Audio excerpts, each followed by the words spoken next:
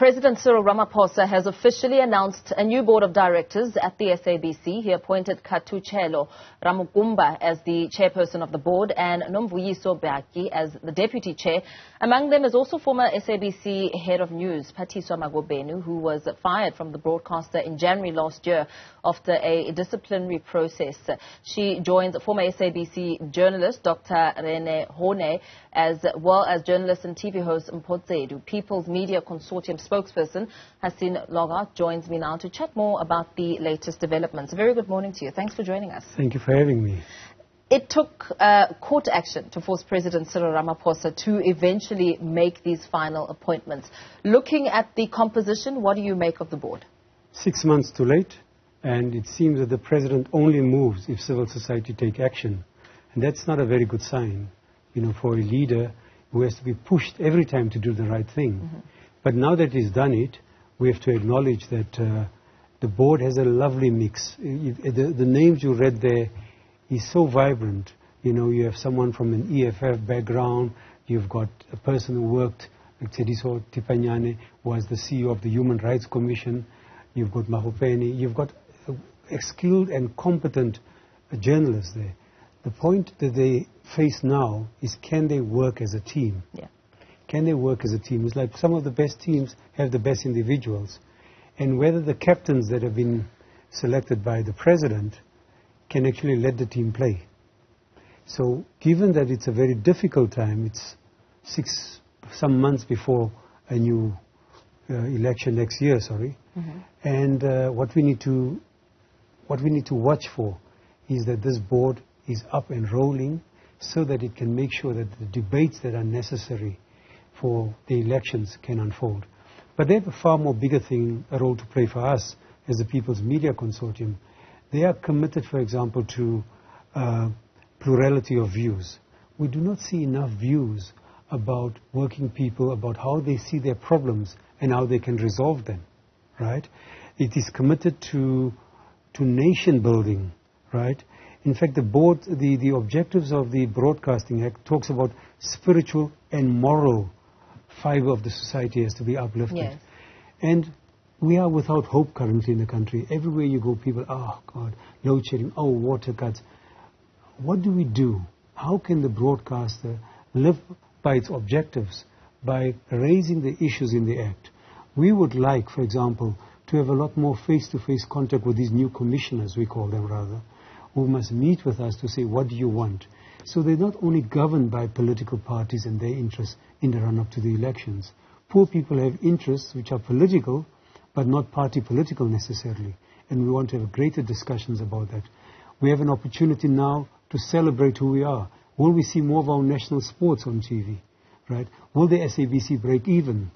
What about the digital migration? Yeah. Where is that process now that the minister has been changed? I think the 14th minister since the time of our new democracy. We need some stability, but the board must be allowed to play, must be allowed to run and do the work. How important will Parliament's support be in allowing and perhaps encouraging those efforts of the board? The Parliament were unanimous in selecting these people.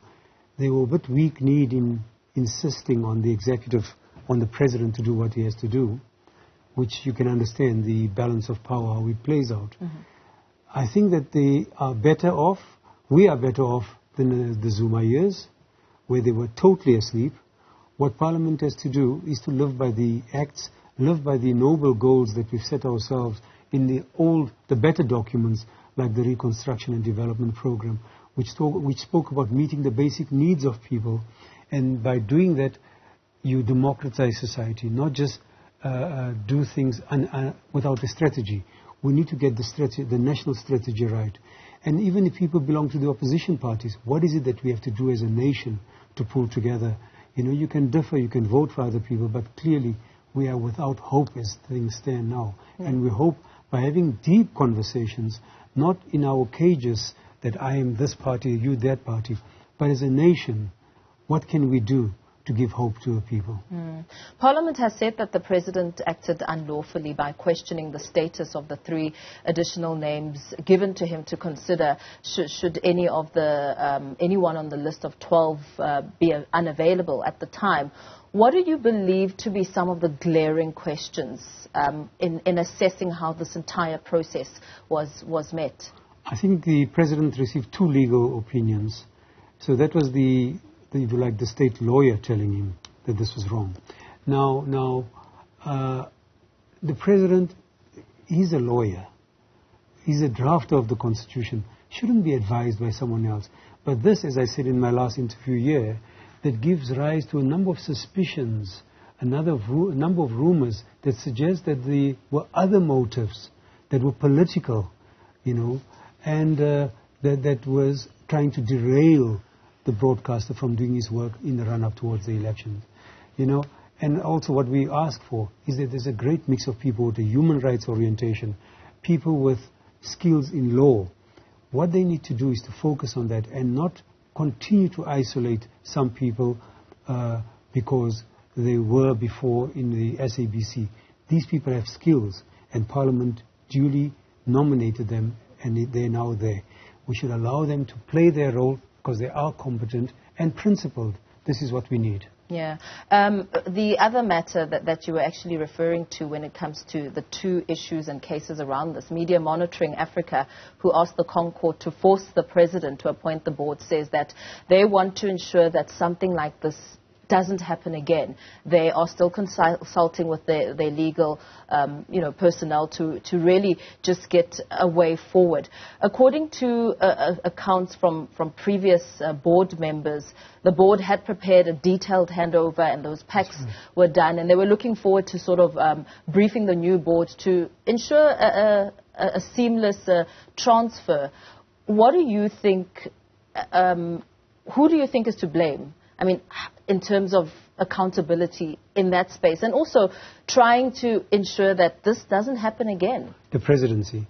I mean, the act is quite simple, as is in the appointment of judges.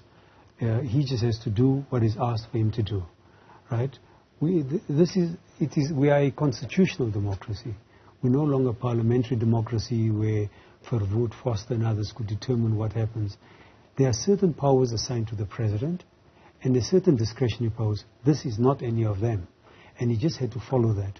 And as a lawyer, competent as he is, and a person who helped draft the Constitution, he should have known that. What are the consequences? That's what the Constitutional Court have to deal with. But clearly, we cannot play legal games which undermines the competency of our democracy. The SABC is such a powerful institution. It has a number of radio stations that provide access in different languages. It has far reach all over. We are at another station now, but we know that the nation-building objectives, the public service mandate of the SABC is a unifying one for all of us. We all need it, even though we work in private institutions. It is there. It is like the air we breathe. We should be taking it for granted. It will do good things. And we should not have the president stall on it or try to minimize its importance. The delay suggests that there was a political motive. Yeah, and that in itself led to a number of conspiracy theories, like questions were being asked about whose interests are being served through this process, and if the SABC comes crumbling, what would the motive be? 6 months, but the reports are still there. The question is whether they're going to have a live interaction with the former board. All these kind of things has to be discussed, but the reports have been written, and I believe they were quite detailed, because the last board served its full term, which is not a usual thing in the SABC. And the last board was lauded, besides 1 or 2 glaring exceptions, they were lauded for bringing some sense of stability. That's right. I mean, I think that they had the lessons learned, that there were allegations that some of them were pressured to move beyond their mandate, to kind of cut from their fiduciary responsibility by talking to staff. But these are the lessons that this new board will have to imbibe. We must learn the lessons of the past board, which was worked at a very high level. They did very well, as you say, a few blurbs, but clearly, they should not repeat some of the blurbs that that the old board has been accused of. Looking at this composition, I mean, the former head of news, Phathiswa Magopeni, the EFF, even to date, are still, expressing their discontent around her. What do you make? Not the EFF, I think the ANC. What do you make of the noise around it? I think it's unfair because she's a journalist who's ethical.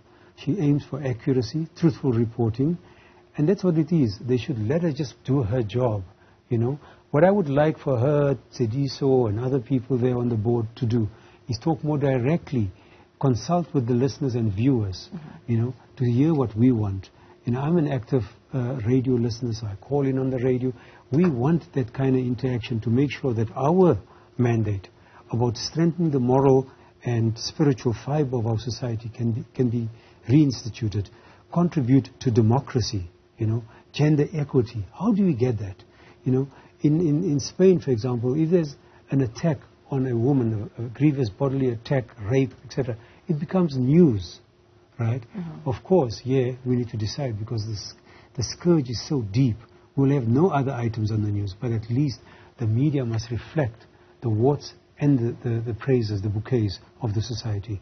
But we have a lot more warts now, but we need to have a conversation and to see how communication rights, the rights that people have, can give us access to other rights.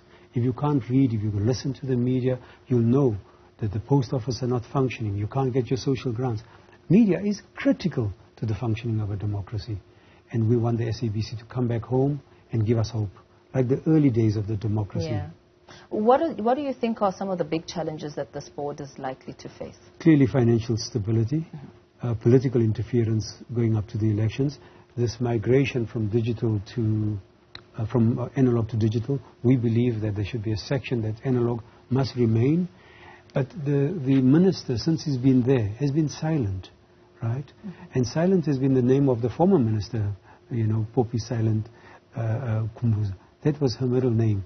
And really, it is a name. And this minister should talk and pronounce on these issues. Yeah, absolutely. Thank you so much. Thanks for coming in studio and speaking to us about some reaction there coming out from the SABC board members, speaking there to Hassen Lorgat, who's the spokesperson for the People's Media Consortium. Thank you for your time.